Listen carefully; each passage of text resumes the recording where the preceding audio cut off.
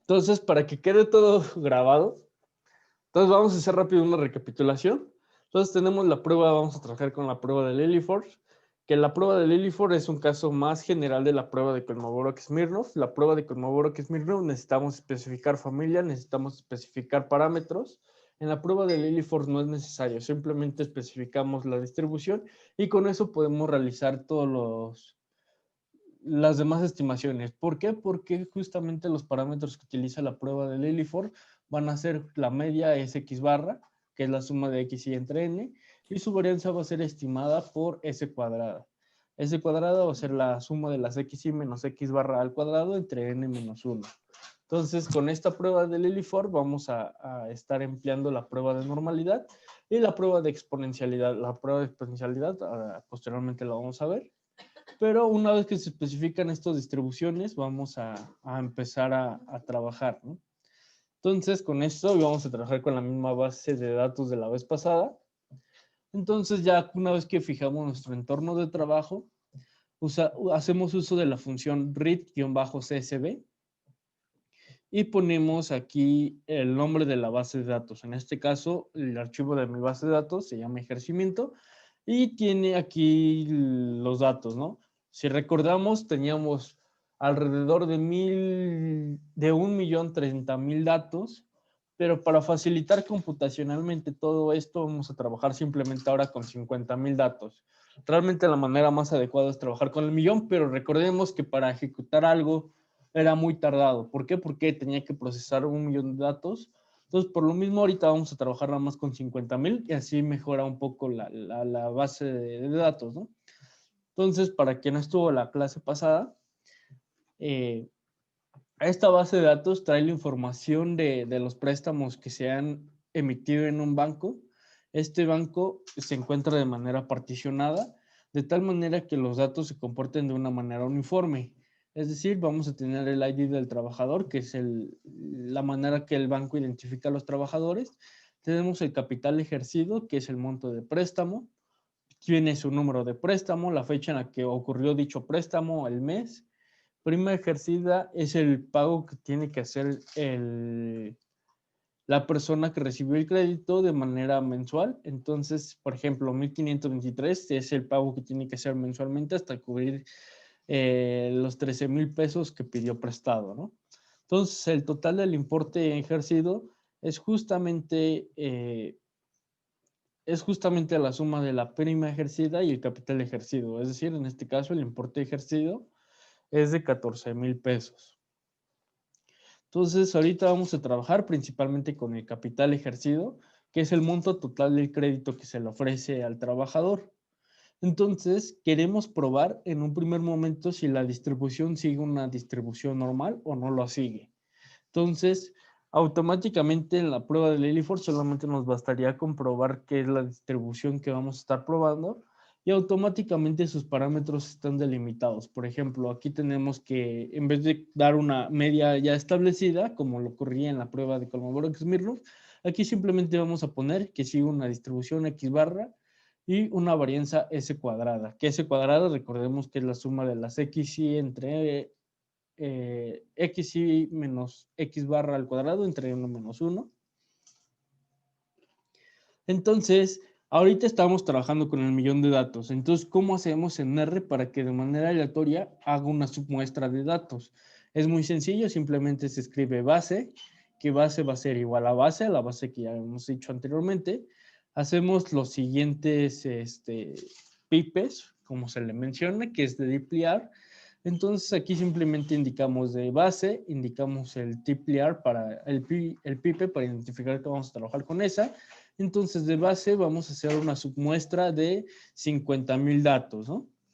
Entonces automáticamente R selecciona de manera aleatoria 50,000 datos, es una submuestra de 50,000 datos con lo que va a ser con lo que vamos a trabajar y esto lo vamos a guardar en un archivo CSV. Para guardarlo en un archivo CSV hacemos la función write.csv. Indicamos la base de que queremos guardar en un archivo CSV, en este caso es base, y aquí ponemos submuestra CSV, que es el nombre del archivo en el que vamos a estar indicando. Y row.names, esto es opcional, yo siempre lo marco como false para que del lado izquierdo no nos enumere. Es decir, si lo ponemos true, al lado del ID de trabajador tendríamos una nueva columna que estaría contabilizando 1, 2, 3 sucesivamente hasta los 50,000 datos que tenemos. Entonces yo por facilidad nunca lo incorporo, pero si ustedes quieren lo pueden dejar. Por defecto, si no marcan el row file, row.names igual a false, te lo genera, entonces es por eso que siempre lo indico, ¿no? Ahora, una vez que ya tenemos a la muestra, vamos a identificar cómo se muestra la base de datos, ¿no? Entonces, para eso usamos el uso de ggplot para graficar. Entonces, el primer parámetro que va a recibir la función de ggplot para graficar va a ser base. De base vamos a indicar cuáles van a ser sus ejes. En este caso, las estéticas van a ser que X va a ser igual a capital ejercido, que es la variable que realmente nos interesa graficar, y ver su distribución. Entonces, una vez que tenemos esto siempre es de manera inicial. Ahora, una vez que tenemos esto, le agregamos el signo de más y realizamos la gráfica como tal, ¿no? Entonces, queremos aquí un geom area. Entonces, para realizar una gráfica de área, indicamos que la estética en la variable y queremos la densidad del capital ejercido, queremos que realice un stat bin, es decir, que realice agrupaciones. Y de hecho aquí nos dice, ¿no? Como no lo indicamos, automáticamente va a ser agrupaciones de 30 datos. Y aquí nos va a indicar que, bueno, aquí el color que queremos el relleno. En este caso lo queremos azul claro. Y ponemos las etiquetas, ¿no? Luego, una vez que terminamos el geom area, agregamos el nombre de las etiquetas. Por ejemplo, ponemos labs. Y en X queremos el capital ejercido y en Y queremos la densidad. Y de título queremos distribución de capital ejercido y ya simplemente la mandamos a imprimir, ¿no? Entonces el resultado que se muestra es el siguiente. Realmente tenemos unas colas muy pesadas. Como se puede estar observando, aquí tenemos a la distribución real, pero vamos a ver que vamos a tener valores muy alejados. ¿Esto por qué? Porque como es una submuestra, tenemos valores en los que realmente llegan a haber créditos por, ahorita les digo bien la cantidad, pero creo que es alrededor de 50,000. Por ejemplo, aquí tenemos un préstamo de 316,000 pesos, 316,000 pesos. Entonces, aquí va a ser un brinco muy estratosférico, ¿no? Vamos a ver que prácticamente los préstamos de 56,000 ya van a ser los últimos, pero tenemos colas muy pesadas. Entonces, recordemos a lo que hayamos visto anteriormente, que originalmente probamos que seguía una distribución log normal. Aquí estamos probando una distribución normal, entonces aquí vamos a ver que no es simétrica. Entonces, automáticamente podemos asumir que nos sigue esta distribución, pero no tenemos evidencia suficiente para realizar esto. Lo podemos ver gráficamente, pero esto depende mucho de la persona. Realmente, si tuviéramos una un poco más a la derecha, pues nos podría hacer dudar. Pero en este primer momento, las colas son muy pesadas, ¿no? Entonces aquí, aunque tenemos evidencia de que no se comporta normal, vamos a seguir realizando todo el experimento para realmente verificarlo. Y entonces, permítanme tantito, déjenme así, aceptar a compañeros que siguen entrando. Listo, entonces, esta es la distribución real de los datos, ¿no? Pero ahora nosotros estamos realizando una muestra con media X barra y varianza sigma cuadrada. Entonces, ¿cuáles son esos valores? ¿Cuáles son los valores que vamos a estar ajustando? Entonces, vamos a estar ajustando una variable X barra que va a tener justamente una distribución normal con media de 14,000. Para sacar la media vamos a indicar la función min. Luego de base vamos a acceder a la variable capital ejercido y nos va a estar vamos a estar obteniendo justamente que la media va a ser igual a 14,594 pesos. Su desviación estándar va a ser igual a 12,432 pesos. Es decir, ¿qué es lo que estamos obteniendo? Que su media va a estar alrededor de 14,000 y vamos a obtener que su desviación estándar va a estar alrededor de 14,000, ¿no?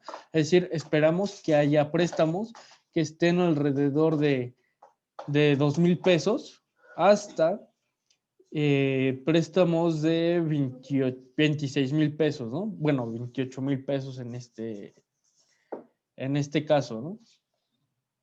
Entonces, esto es lo que esperamos, pero vamos a ver que aquí vamos a tener colas muy pesadas, ¿no? Entonces, para poder visualizar un poco mejor la gráfica, vamos a hacer, déjenme, hago una pequeña escalada.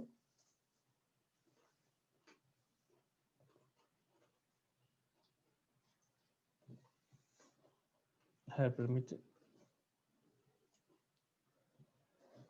Entonces, esta es la distribución real de los datos con la que vamos a estar trabajando y lo que nosotros vamos a estar deseando obtener o es principalmente ver la información de interés. La información de interés va a estar delimitado justamente de este intervalo a este intervalo y aquí vamos a ver que justamente, vamos a ver que por ejemplo su mediana va a estar alrededor de 11,000 y su media va a ser igual a 14,000, es decir, tenemos evidencia de que no es simétrica, pero vamos a ver que la mayoría de la información efectivamente se acumula entre 0 y hasta este intervalo que son los 45,000 pesos. Más para allá, casi no hay evidencia de que se tenga o no se tiene tanta probabilidad acumulada. Vamos a ver que si nos vamos más para acá, la probabilidad acumulada es muy, muy baja. Entonces, es por eso que realmente la información que nos interesa se encuentra acá, pero tenemos colas muy pesadas que no podemos olvidar. Entonces, como tenemos colas muy pesadas, automáticamente sabemos que no es una distribución normal, ¿no? Entonces, como realmente ya lo sabemos, no sigue una distribución normal, pero si seguimos en nuestro proceso, vamos a ver que si realizamos la función empírica, vamos a estar obteniendo esta prueba. Vamos a obtener que justamente aquí vamos a estar teniendo probabilidad acumulada, aquí vamos a estar incrementando, y a partir de este momento en adelante, como la probabilidad acumulada ya es muy poca, vamos a ver que realmente se vamos acercando mucho a 1, ¿no? Es por eso que sale muy largo por la izquierda, pero esto es interesante porque esta es la probabilidad acumulada. ¿Qué pasa cuando realizamos la probabilidad acumulada con la distribución teórica? Aquí vamos a ver que se comporta de esta manera, ¿no? Entonces, si en este intervalo calculamos la diferencia, va a ser muy significativa, ¿no? De aquí hasta acá prácticamente va a haber una variación de al menos de 0,1, pero aquí, por ejemplo, tenemos que aquí ya prácticamente vale 1 y aquí tenemos que prácticamente vale 0,4. La diferencia entre este intervalo y este intervalo van a ser alrededor de 0,6. Entonces aquí ya tenemos evidencia de que la DN, que es la distribución o la estadística que nos interesa, va a ser demasiadamente grande. Entonces, al ser muy grande, vamos a ver que va a conllevar a rechazar la prueba de hipótesis. Entonces, aquí de igual manera vamos a ver que la distribución real y la distribución empírica no se van a parecer en demasía, es decir, realmente se tiene evidencia para rechazar la prueba. ¿Qué pasa cuando hacíamos la prueba de la normal? Habíamos dicho que seguía una distribución de media 10, varianza 0,24 y si graficamos vamos a ver que ya son muy parecidas. Aquí esto es una distribución log normal y la diferencia entre este y este ya va a ser muy pequeña, ¿no? Comparación, la diferencia entre este punto y este punto ya es muy pequeña. Entonces, aunque realmente no se parece, vamos a ver que ya hay evidencias significativas de que una log normal se parece más a una distribución normal, ¿no? Esta es la distribución normal que vamos a estar probando. Para graficarlo, simplemente hacemos la función plot empírica, que la función empírica es la función SDF, como se muestra aquí. Igual explico el código. X es igual a base de capital ejercido, es decir, de la base, vamos a estar ingresando por el medio del símbolo de pesos, vamos a estar ingresando a la variable capital ejercido. Ahora, para armar a la función empírica usamos la función SDF y aquí usamos la función empírica y simplemente graficamos, ¿no? Hacemos el plot y ponemos empírica. Aquí ponemos las etiquetas de los ejes y si tenemos esta distribución. Ahora, ¿qué pasa cuando realizamos la misma gráfica, pero ahora agregamos esta línea curva? Lo que vamos a hacer es usar la función curve. Vamos a indicar PNORM, que es la distribución que deseamos realmente poner a prueba. indicamos los datos, en este caso el primer parámetro es el X, que son los datos reales, min X van a ser la media de los datos y S de X va a ser la distribución, va a ser la desviación estándar. Aquí le indicamos a true para poder agregar esta misma gráfica y la gráfica de arriba y indicamos que queremos de color rojo. Entonces así es como se genera esta gráfica y si graficamos ahora la distribución log normal vamos a ver que los datos se van a parecer mucho a los datos, ¿no? Realmente aquí hay diferencias significativas, sería cuestión de probar si se cumple o no se cumple, pero pareciera que sí, ¿no? La diferencia ya son más pequeñas a comparación de una distribución normal, ¿no? Pero Oye, Omar, ajá. una duda. ¿Cómo determinaste los parámetros de la log normal al momento de querer graficar las funciones empíricas cumulativas contra la log normal? ¿Cómo determinaste el 10 y el 0.1424? Ese lo hicimos, realmente este valor de 10 y 0.24, usando la función de Kolmogorov, siempre deben de estar estipuladas. Es por eso que trabajamos con este. Ahora, ¿cómo se obtuvo? Realmente, te platico, realmente hay sí hicimos un análisis un poco más complejo, pero lo que hicimos aquí fue realizar una estimación puntual. Entonces, una vez que establecimos la distribución puntual, hicimos ahí, por ejemplo, una simulación numérica en la que justamente movimos los parámetros desde 0.0 hasta 100, me parece, y le movimos la desviación estándar. Y cuando hicimos ese experimento ahí en el banco, resultó que estos eran los parámetros estipulados, pero esto ya fue un poco más numérico. Y es por eso que para la gráfica pasada, en la de Kolmogorov-Smirnov, trabajamos con pero realmente me parece que si trabajábamos con los valores reales, creo que si usábamos la estimación puntual, los valores que obteníamos era que la media era alrededor de 11 y la varianza era alrededor de 0.16. Entonces, eran valores muy cercanos, pero curiosamente con esos parámetros se rechazaba la prueba de hipótesis.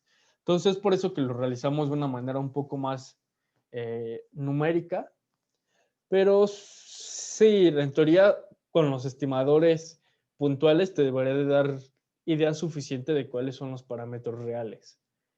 Digo, ahorita estamos utilizando esto porque justamente veníamos de la prueba de Kolmogorov-Smirnov, en lo que igual nos decía que justamente los valores deberían de estar estipulados y es uno de los inconvenientes. Es por eso que usamos ahorita esta prueba usamos ahorita esta prueba de Liliford, en la cual no es necesario especificar los parámetros, sino que utiliza justamente los estimadores puntuales.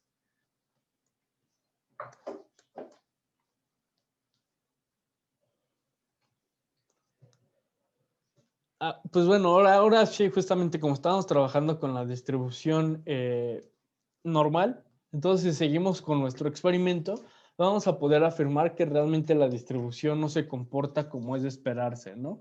Es decir, no parece que siga una distribución normal. Entonces, simplemente para verificar nuestros supuestos, vamos a hacer uso de nuestra función de Kolmogorov-Smirnov, ¿no? Entonces, aquí, ¿cómo se obtiene? El Kolmogorov, como les había dicho, la prueba de Lilliefors es un caso más generalizado que la prueba de Kolmogorov-Smirnov. Entonces, como pertenece a la misma función de distribuciones, podemos hacer la siguiente función. Es ks.test. Indicamos aquí cuál es la variable que nos interesa. Aquí la variable de interés o donde se encuentran todos nuestros datos se encuentra en la variable x. Indicamos pnorm, que es la distribución realmente que queremos probar. Entonces recordemos que siempre cualquier distribución debe de llevar el sufijo p para ver la probabilidad puntual de obtener ese cierto valor. Vamos a obtener la función min x, que es la media, la desviación estándar, que son los parámetros que va a estar recibiendo, y automáticamente nos va a estar realizando la prueba de Kolmogorov-Smirnov. Aquí nos va a indicar que justamente la estadística D es igual a 0.15 y su p-value va a ser de 2.2 elevado a la 10 a la menos 16. Es decir, es un valor demasiado pequeño. Vamos a tener 15 ceros, 0.15 ceros, 2.2, ¿no? Entonces, este es un p-value muy pequeño. Entonces, prácticamente con cualquier nivel de confianza o cualquier nivel de significancia vamos a estar rechazando la prueba y nos vamos a tener evidencia que realmente la distribución no sigue una distribución, la muestra no sigue una distribución normal. Ahora, ¿cómo lo hacemos directamente la prueba de Lily-Forge en R? Entonces, de manera normal no viene en R, tenemos que hacer uso de la función library nor_test. Esta librería tiene muchas pruebas no paramétricas, entre ellas la prueba de Lily-Forge. En este caso, simplemente ponemos lily.test. El primer parámetro o el único parámetro que va a estar recibiendo va a ser la X y automáticamente el resultado va a ser la estadística, que es 0.15 y el p-value 2.2. Es decir, la prueba de Kolmogorov de esta manera, con parámetros estipulados por la media y por la varianza, se va a comportar igual que simplemente utilizar la prueba de Lily-Test. Simplemente que aquí recibe menos parámetros. Entonces, cualquiera que decidan ustedes usar está bien. Pero vamos a llegar a la misma conclusión, que justamente el p-value es muy pequeño, el p-value es de 2.2, entonces esto nos va a rechazar a la prueba, por lo tanto no se tiene un comportamiento normal. Ahora existe el otro caso, la prueba de Lily-Forge exponencial. Entonces, como les había mencionado, se puede para cualquier familia paramétrica, pero la prueba de normalidad y la de exponencialidad son los que mayor potencia tienen, es decir, que nos va a poder identificar que efectivamente unos ciertos datos siguen determinada distribución. Si utilizamos otra familia, puede ser que realmente no se cumpla de manera más adecuada, sino que tengamos ahí por ahí un error en la estimación o que realmente al resultado que estemos llegando no va a ser el adecuado. Es por eso que, aunque se puede toda la familia, lo más indispensable es justamente para normalidad y exponencialidad. Entonces, aquí lo que vamos a estar probando es que justamente f de x sigue una distribución exponencial. Entonces, si recordamos el estimador puntual del lambda de una exponencial, es 1 entre x barra. Entonces, estos son los parámetros que vamos a estar utilizando. Entonces, aquí tenemos f de x, aquí tenemos que sigue una distribución exponencial versus f de x que nos sigue una distribución exponencial, ¿no? Entonces, si graficamos, vamos a ver que justamente la función empírica y la función exponencial, aquí vamos a hacer prácticamente la misma función empírica, pero ahora vamos a usar la siguiente función que es curve, y ahora vamos a indicar p exponencial, y aquí el primer parámetro que es x, y el segundo va a ser su estimador de la lambda, que es 1 entre la media de x o x barra, y el resultado que vamos a estar obteniendo es el siguiente. Aquí vamos a ver que efectivamente esta es la distribución empírica y esto va a ser la distribución real de los datos que estamos proponiendo. Entonces la diferencia entre este y este va a ser muy significativa. Me atrevería a decir que es incluso una aproximación más mala que la que teníamos en la distribución cuando probamos la de normalidad. Entonces, por lo mismo, prácticamente se tiene evidencia usando el teorema de Kolmogorov, que realmente no se cumple que los datos siguen una distribución exponencial. Entonces, simplemente realizando esto en la prueba de Kolmogorov, simplemente ponemos ks.test, ponemos x, que es los datos, ponemos p exponencial y 1 entre la media de x, ¿no? Entonces, el resultado que vamos a estar obteniendo va a ser que justamente d es igual a 0.84. Entonces, con este p-value tan pequeño, pues podemos asumir que justamente se puede rechazar la prueba de hipótesis, ¿no? Llegando al prácticamente a que la prueba no se comporta ni normalidad ni exponencial. Como habíamos recordado, se había comportado de una manera no normal. Y si vemos aquí, por ejemplo, el teorema de Klimenko-Cantelli gráficamente, podemos ver que la diferencia de una prueba log normal realmente se comportan un poco mejor que las otras distribuciones, ¿no? Entonces, ¿hay alguna duda? Si no hay, vamos a hacer una prueba de Kolmogorov-Smirnov en Excel paso a paso para que veamos cuál más o menos es el procedimiento. Déjenme abrir.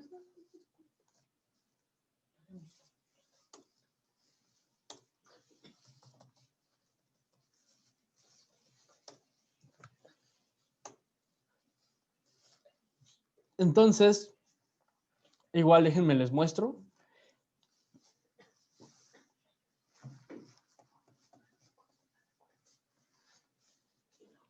Aquí cuando hicimos la base, pusimos base que es igual al porcentaje de, aquí hicimos una submuestra de 50,000 datos y lo guardamos justamente por medio de write.csv y lo guardamos con el nombre de submuestra. Entonces, como estábamos trabajando en un directorio, todos los valores se van a estar guardando en ese directorio o en esa carpeta que estamos estipulando. En este caso, vamos a guardarlo o vamos a estar trabajando en esta carpeta, ¿no? Que es en este caso, la dirección donde tengo almacenado o donde dijimos que iba a ser nuestra sesión de trabajo. Entonces vamos a abrir esta carpeta y aquí se va a encontrar justamente el archivo que indicamos que se guardara, que en este caso es su muestra, ¿no? Al abrirlo vamos a ver que ya nos vamos a encontrar ahora simplemente con 50,000 datos. Entonces pasamos de una base de 1.300.000 ahora simplemente a una muestra de 50,000 datos. Entonces con 50,000 datos ya es un poco más fácil de trabajarlo en R y ya no vamos a tener el mismo tiempo que teníamos anteriormente, ¿no? Que para hacer algo se tardaba la eternidad para realizarlo, ¿no? Entonces vamos a indicar, como lo habíamos dicho, vamos a trabajar con la variable capital ejercido, ¿no? Entonces copiamos y pegamos, esta lo vamos a conocer como la variable xy. Y aquí vamos a indicarle rango, ¿no? Que va a ser justamente cuál es.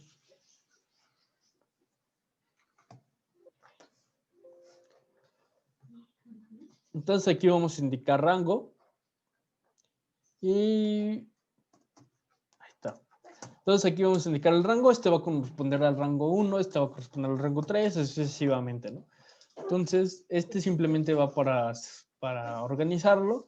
Y ahora sí, lo primero que tenemos que hacer, el primer paso, siempre es organizar los datos de menor a menor. Entonces aquí le vamos a poner X y ordenados. Y aquí vamos a copiar y pegar. Pero a diferencia del siguiente, ahora vamos a hacer justamente un ordenamiento de menor a mayor. Entonces ordenamos de menor a mayor. Y tenemos que, por ejemplo, el préstamo más pequeño fueron de 200 pesos y el préstamo mayor que tenemos registrado es un préstamo de 328,000 pesos. Entonces vamos a ver que de hecho aquí vamos a indicar que estos son colas pesadas. ¿Por qué? Porque prácticamente de 3,000 no hay ningún otro préstamo de 300 más que este. De préstamos superiores a 200 van a ser prácticamente 10 préstamos. Entonces, prácticamente es un porcentaje muy pequeño de la totalidad de la muestra y es por eso que podemos asumir que justamente tiene colas muy pesadas. Tenemos distribuciones muy alejadas o tenemos préstamos muy alejados, pero todos los préstamos se concentran alrededor de 14,000, 11,000 pesos, ¿no? De igual manera que tenemos préstamos de menores de 1,000 pesos, pero realmente son muy pocos si lo comparamos con la totalidad de los datos. La mayoría de los préstamos van a estar justamente entre 2,000 y 20,000 pesos, ¿no? Estos préstamos que ya son muy grandes van a ser muy poco probable que ocurran y es por eso que teníamos una cola muy pesada hace ratito en la gráfica que mostramos hace ratito. Entonces, ya tenemos X y ordenada. Entonces, ¿qué es lo que nos corresponde? Ahora nos corresponde sacar f de X. F de X va a ser la distribución acumulada. En este caso vamos a poner distribución normal.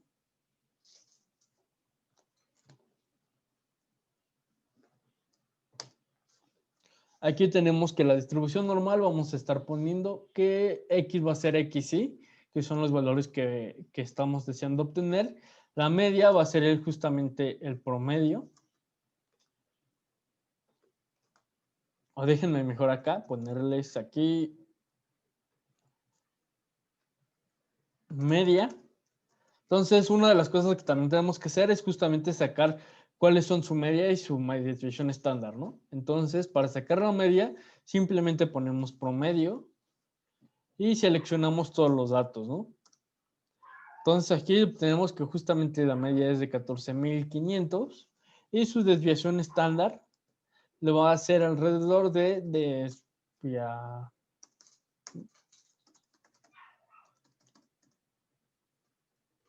varianza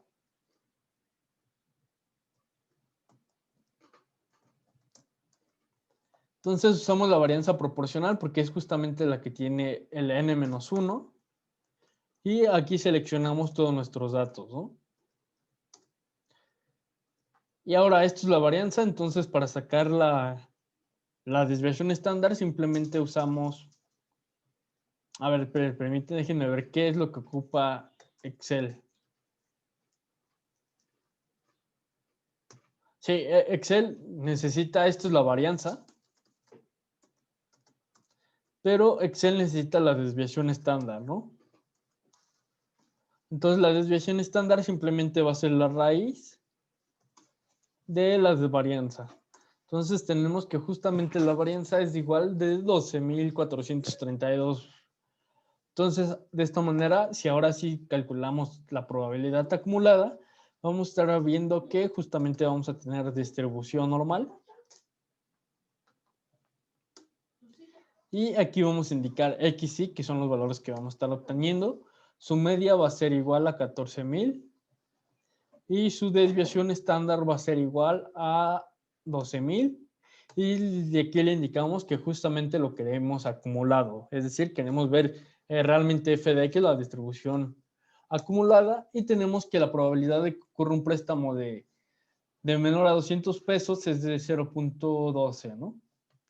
Y así nos vamos para todos los demás, vamos a ver que justamente la probabilidad de que ocurra un préstamo de ¿qué les gusta? De 1,000 pesos va a ser alrededor de 0.13, ¿no? Que es una probabilidad bastante alta.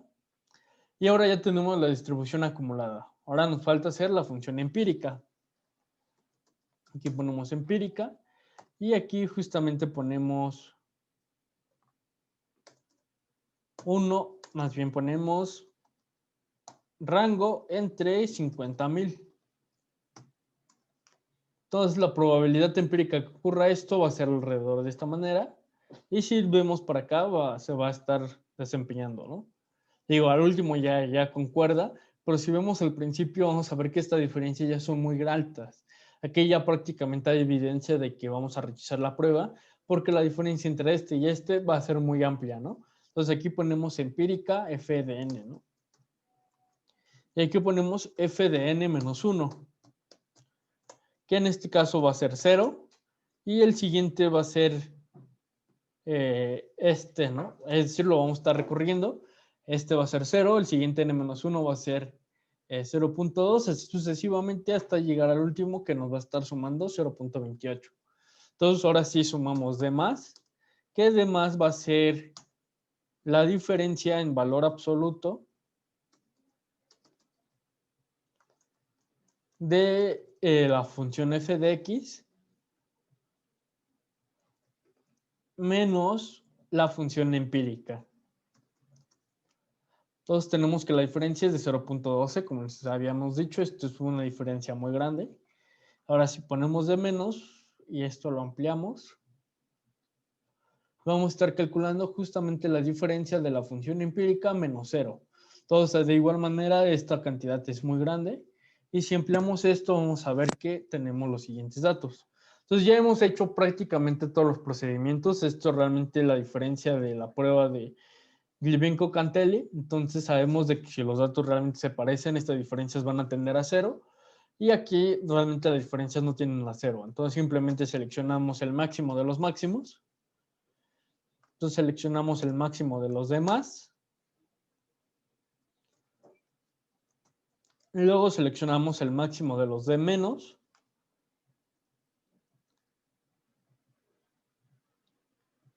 Que es el que tenemos aquí, es el máximo. Y luego seleccionamos otra vez el máximo de los máximos, ¿no? Seleccionamos el máximo de los máximos. Y tenemos que este es igual a 0.15, ¿no? Que si verificamos aquí, creo que si no, es muy parecido, ¿no? que es 0.15702 el resultado que estamos obteniendo, y aquí el resultado que estamos obteniendo es efectivamente muy grande. Entonces aquí prácticamente D más tiende a ser un número muy grande, entonces nos va a llevar a rechazar la prueba de hipótesis. Es decir, vamos a tener evidencia suficiente para rechazar la prueba de hipótesis y tenemos como conclusión que efectivamente los datos no siguen una distribución normal, ¿no? Ahora, ¿qué pasa cuando probamos que ahora sigue una distribución exponencial? Prácticamente es lo mismo. Ahora simplemente en vez de poner distribución normal, ahora vamos a poner distribución exponencial. Déjenme la...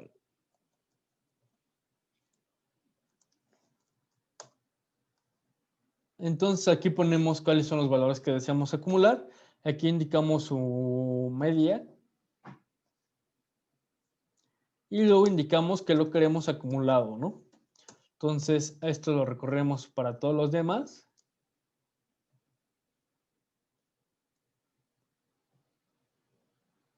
Ya se me olvidó poner F4. Ejecutamos para todos los demás y resulta que el máximo es 0.18, ¿no? Y si verificamos aquí, efectivamente es 0.18454, que es el que tenemos anteriormente acá. Entonces, prácticamente lo mismo, lo único que cambiaría es que vamos a usar una distribución exponencial, vamos a indicar la media, y lo ejecutamos y vamos a estar obteniendo justamente una D que es muy grande. Entonces, por lo tanto, se tiene evidencia para rechazar la prueba. Por lo tanto, nos llega una distribución exponencial con 95% de confianza. Entonces, no sé si hay alguna duda particular sobre esta prueba o la prueba de Kolmogorov-Smirnov. Bueno, si no hay dudas, continuamos el viernes y Lo el que, miércoles los vemos para hacer esta prueba en R de una manera, o sea, lo mismo que hicimos aquí en R para que igual vean cómo se hace y ahí sí vamos a profundizar un poco más en las funciones y realmente cuál es la ciencia detrás de R, de cómo manejar bases de datos. Pero si no hay duda, a menos en yo- esta prueba se quedaría hasta acá, ¿sí? lo que acabamos de hacer es Lily Force o Kolmogorov. Lo que acabamos de hacer es Liliford, pero Liliford es un caso más general de la prueba de Kolmogorov, que entonces es por eso que, por ejemplo, aquí realmente lo que estamos usando es la prueba de Kolmogorov, pero aquí vamos a indicar justamente que los parámetros van a estar, no lo vamos a estar dando, sino que van a estar estipulados por justamente por sus parámetros. Entonces esa es la principal diferencia, o sea, Liliford realmente es un caso de Kolmogorov, solamente que en vez de usar los datos reales, usamos, o los datos que queremos, vamos a usar justamente los estimadores. Ah, ok, gracias. Sí. Pues bueno, si no hay dudas, nos vemos el miércoles para hacer una duda un poco más general. Y acá me preguntan que si va a ser el mismo link. Y sí, sí va a ser el mismo link. Sí. Digo, ahí me dicen si pueden entrar o no pueden entrar. Yo creo que no va a haber ningún problema, pero si no llegan a entrar, les comparto otra liga de acceso. Pero me parece que sí pueden entrar con la misma liga. O sea, no, no importa realmente el día. Con que ustedes ingresen y yo también ingrese en esa misma liga, podemos seguir dando clases.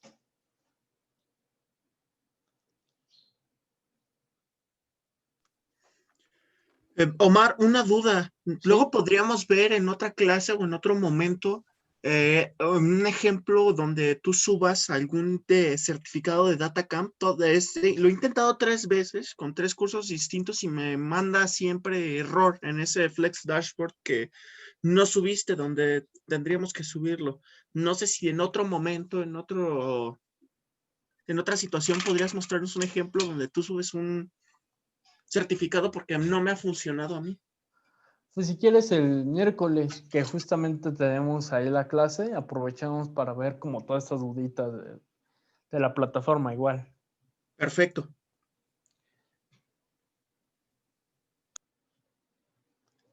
Pues bueno, nos vemos y bueno, ya un poco más específico para Verónica. Entonces, que dice que no ha podido entrar a DataCamp. Para DataCamp, la aplicación o la plataforma en la que registramos los cursos.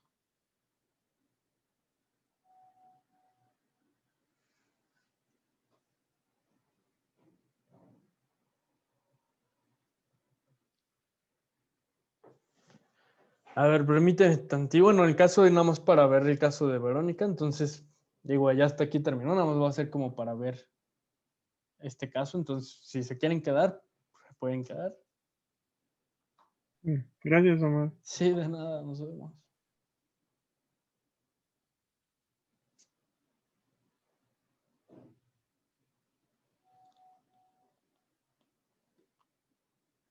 A ver, esta es la lista. Y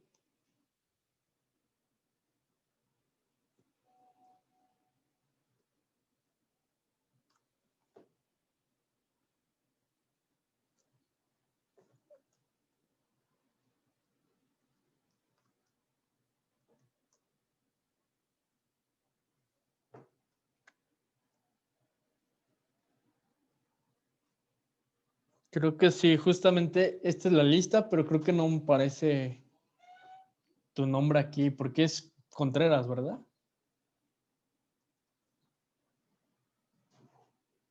Contreras Vázquez. Sí, creo que el problema es la lista que.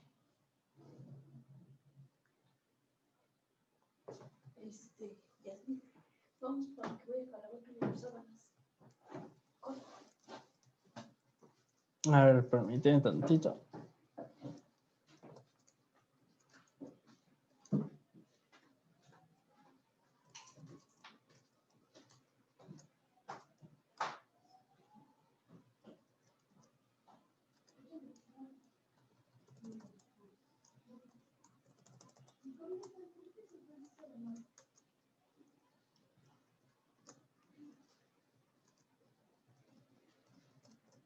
A ver, déjeme copiar los correos.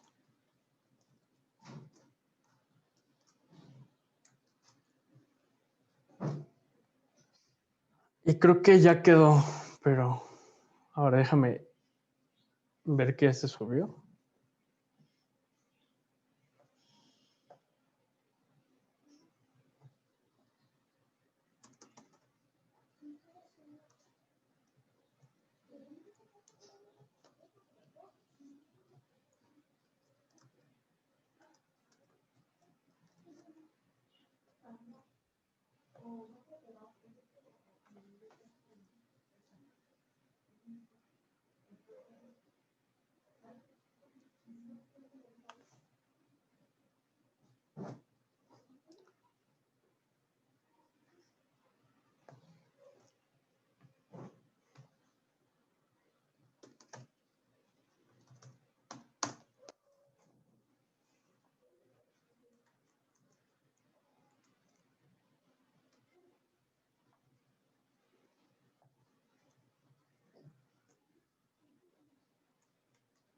Sí, creo que, o ya lo está subiendo, pero creo que, o sea, ya está, ya hice el cambio, pero creo que todavía no se sube. A ver, déjame abrir Dropbox para actualizar el este. Porque según yo ya nomás haría falta que se actualice esto y ya quedaría todo. Aquí está, ya abrió.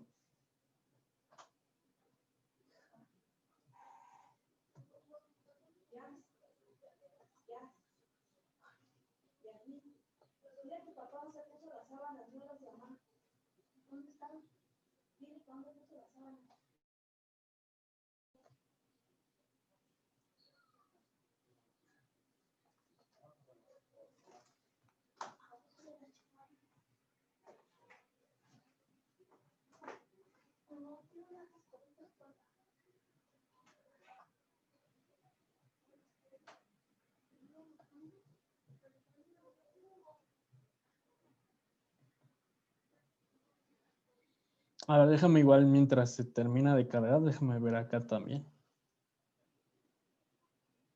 ¿Qué es?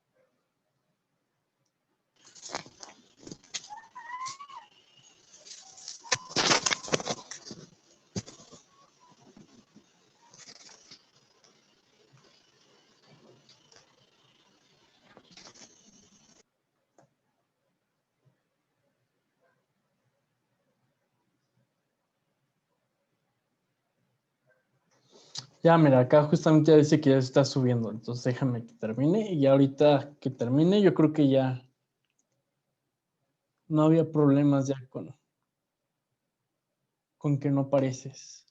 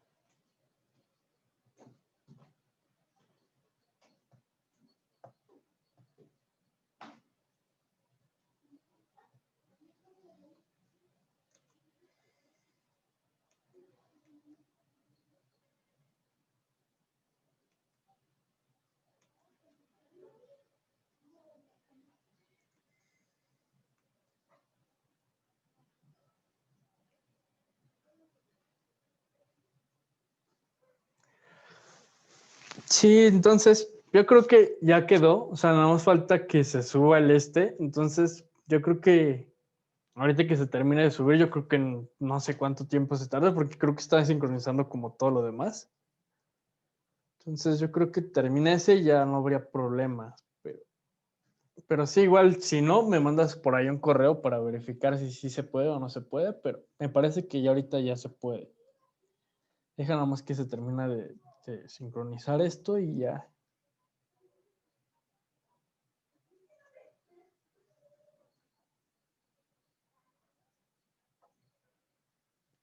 O a ver, desde acá creo que también se puede.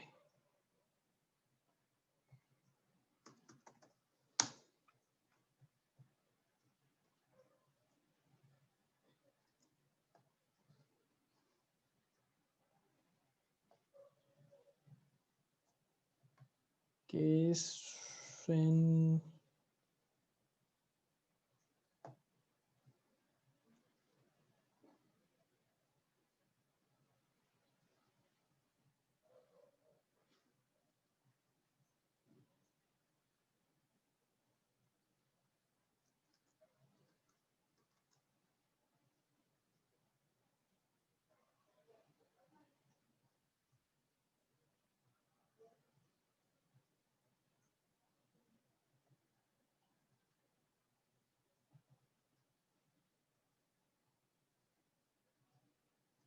Hasta ya fue más rápido por acá, pero creo que... A ver, déjame copiar tu número de cuenta.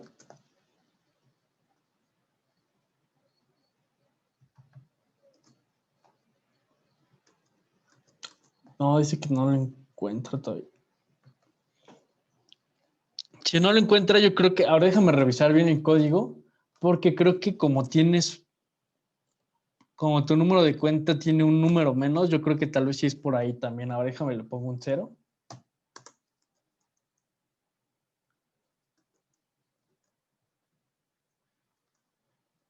O no, a ver, permíteme, creo que también por acá puede estar.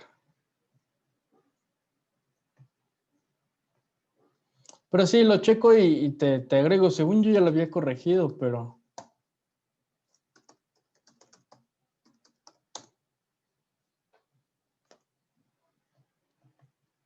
Sí, según yo ya lo había corregido, pero se me hace raro que te siga marcando el error.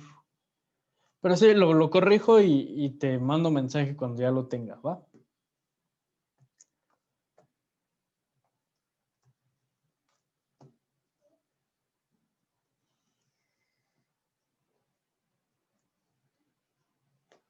Vale, nos vemos.